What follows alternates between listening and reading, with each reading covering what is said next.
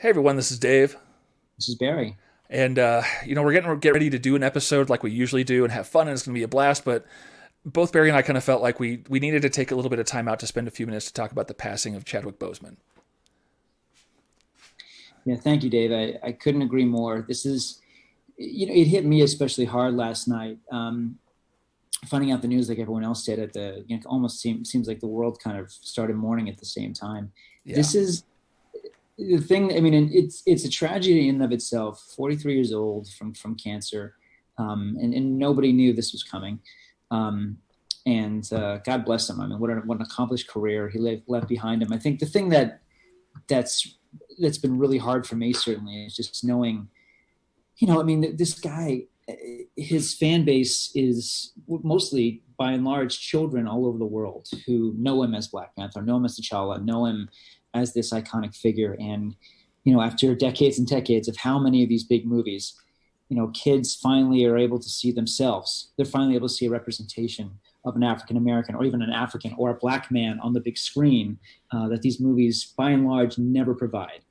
Um, I was, and I'm sure you could speak to this too. I was in my 30s when Christopher Reeve died, and by that point he had been quadriplegic for a number of years. It was not a terrible shock that he was passing because we all knew, the kind of shape he was in, as heroic and as amazing as he was in his final years. But my point being that I was an adult. I had a lot of life experience, and I had certainly had a lot of death in my life prior to that happening. So when Christopher Reeve died, I was able to deal with it on adult terms.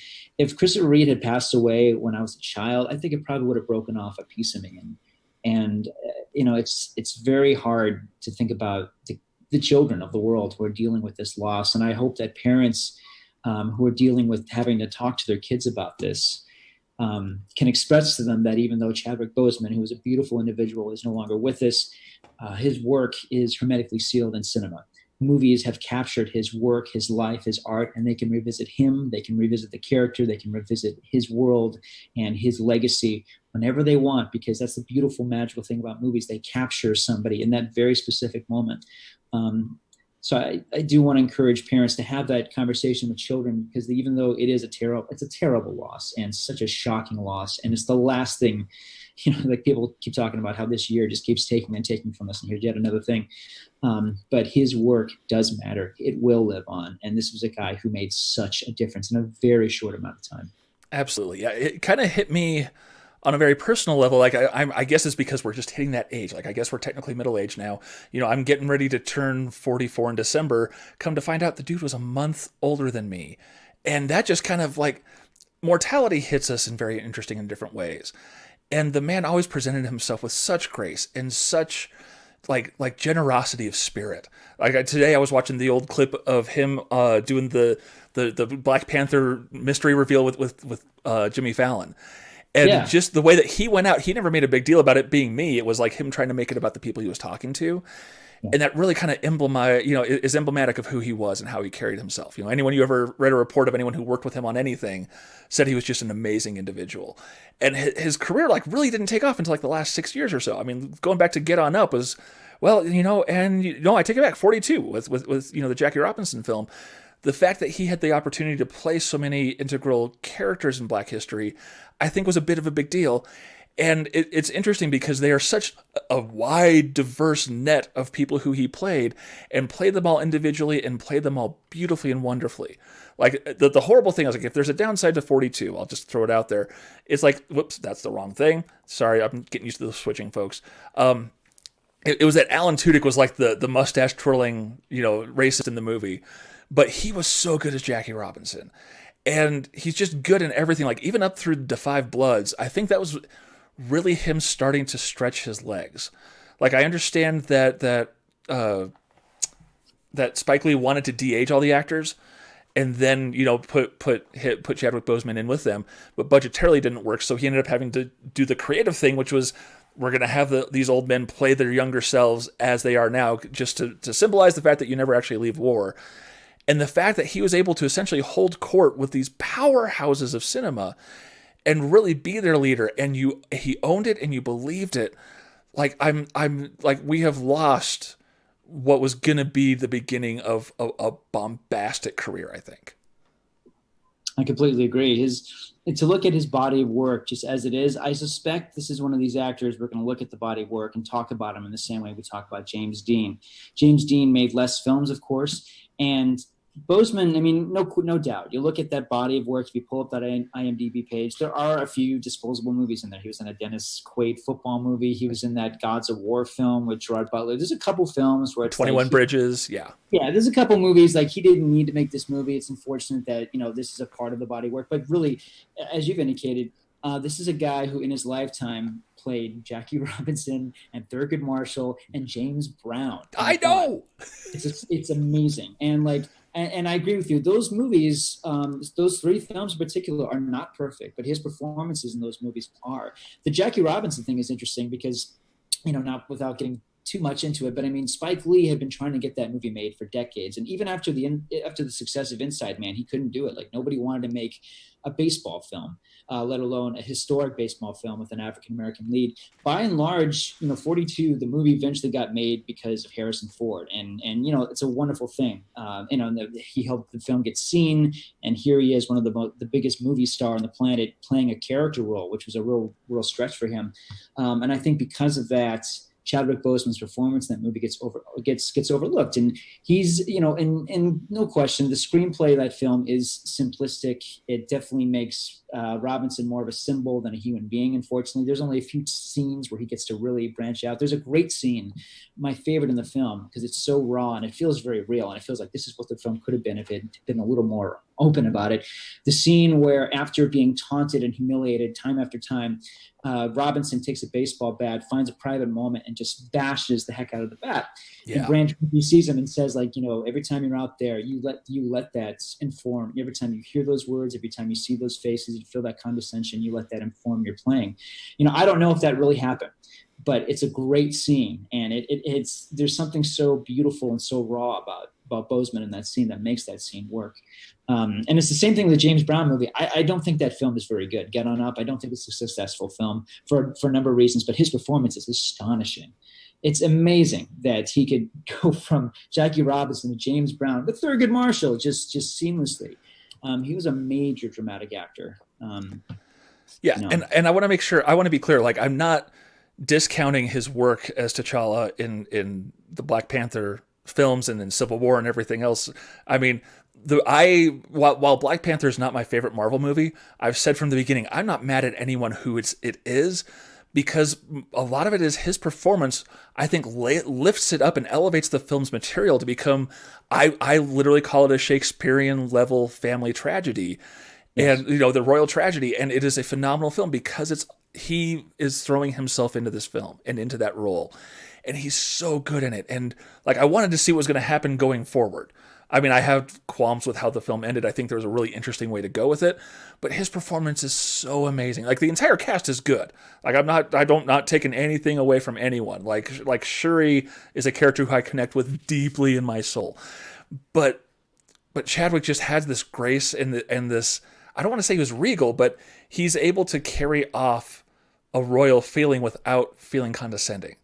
And I agree. I think regal's the word, Dave. Absolutely. Yeah, it's a phenomenal performance. It's just I don't want to see the rest of his body of work get pushed to the side. But at the same time, it's Black Panther is not a movie made for me. It's not a movie made for us. We have the entirely the wrong tone of melanin to really appreciate this film. Not to say that we aren't allowed to enjoy the film, but I don't want to discount the film's impact on the Black community, because it definitely had a massive impact. And the fact that the end of Endgame, and sorry for spoilers for Endgame, I don't know, the fact that he's the one who comes through and is the one who says hold the line in this South African dialect, that was just incredibly powerful and was really truly a rousing scene in that film. You go ahead and go for a minute. I'm gonna look up something that Brian Salisbury posted on Twitter real quick. Okay. Do you want me to keep talking? Yeah. Go ahead, sir. Yeah. We're just doing this live. This is all just stream of consciousness, folks. Yeah. No, I appreciate that, and I agree with you.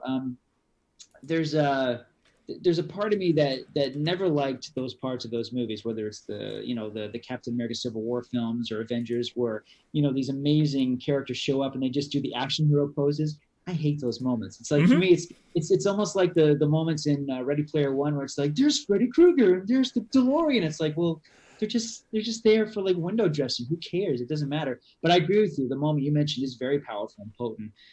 He made every one of those little moments matter. Black Panther mattered so much that when those characters showed up in the subsequent films, we did kind of stop. And obviously, they made those films before Black Panther showed up. So like those subsequent films didn't have the hindsight to kind of stop and let us like kind of bask in the awe. Like there they are again. There's like the iconic characters who are a part of cinematic history, as well as really I would arguably say probably the most beloved Marvel movie, really, in terms of box office, in terms of critics, in terms of audiences. I don't, maybe other than like Avengers Endgame, I don't know that a Marvel movie has been embraced on that level. When it came out, I was kind of shocked. Like, man, like the box office is crazy. The critics are going nuts over it. It's been sold out for weeks. And I finally got to see it. And like, oh, I get it. Brian Coogler made a real movie. It doesn't feel like it was made by a robot. It was one of the few Marvel movies, with all due respect, it's one of the few Marvel movies it feels like it was made by a human. It feels like, there's a Absolutely. personality to it, there's an attitude to it, there's a tone to it. It's a special film. And as you're going to get it, it's special because at the center of it is Boseman's performance, which, completely, he sets the tone for that whole thing. And I'm gonna, for those of you who are watching it, well, everyone's watching it, so I'm gonna go over your face real quick, Barry. I just want to bring in this thing from Brian Salisbury. I'll read it as well. He was talking about he looked up the origins of the word Yibambe from Black Panther and Endgame. Turns out Yibambe is a Xhosa word, which is one of the languages of South Africa. It means hold the line or hold strong. I'll admit 2020 is testing my capacity to do just that. But I do think that it's beautiful that a word like that came from a country with its own tragic history of racial injustice. Holding strong, hoping that one day things will be better. So even though Chadwick is gone, and it will always wreck me to watch that portal scene in Endgame, the one where T'Challa is the first to return with a significance, I know that isn't accidental. We have to heed that battle cry. And I just thought that was a really beautiful tribute to him and really looking into like something that I probably never would have even considered about the origins of the film. And so, thanks to Brian for posting that. I shared it on my Facebook, and I might even share it on the ScreenGeeks page. We'll see. But I just like rest in peace, Mr. Boseman. Like it's sad to see him gone. I feel like we truly have lost a treasure of an actor. Like he was really starting to come into his own. I think. Yeah. Is there anything else you want to say, sir? No, I'm fine with their, I'm okay with there not being a Black Panther too, because Yeah. as is, it's for me, it's as good as it gets. I do love that film. I think it is my favorite Marvel movie. Yeah, it really is. It's a perfect film, and I love his performance in it. And I think they're just going to have to rethink this character, rethink the franchise, as they inevitably will. And I hope they do it with thoughtfulness because they really got lightning in a bottle with him. Yeah, I think there's a lot of work putting into paying proper respect to Carrie Fisher in the Star Wars franchise. So I think Disney's going to do right by them. I think any kind of speculation about where they're going to go, I just don't feel like it's appropriate. So I'm not going to even speculate right now. Sure. But our thoughts and prayers are with Mr. Boseman's family and friends. And I mean, I'm feeling a little choked up. And I texted you about this like 5 hours ago. You want to talk about this? And I was like, sure. But it's just like we've really lost someone.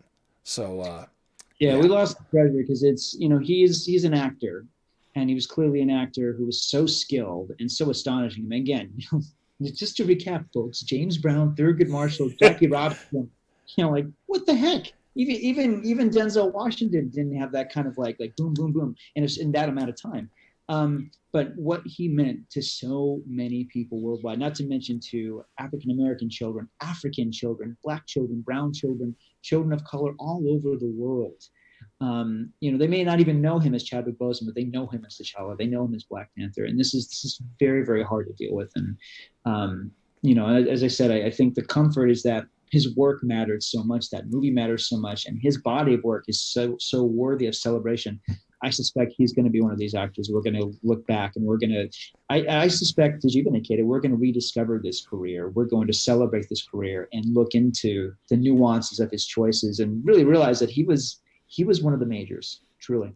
Absolutely. Yes. I think that's a good note to leave it on, sir. Thank you so much. And it's not that we feel we're important enough to say anything. It's more like we felt like we needed to pay tribute. So Yeah.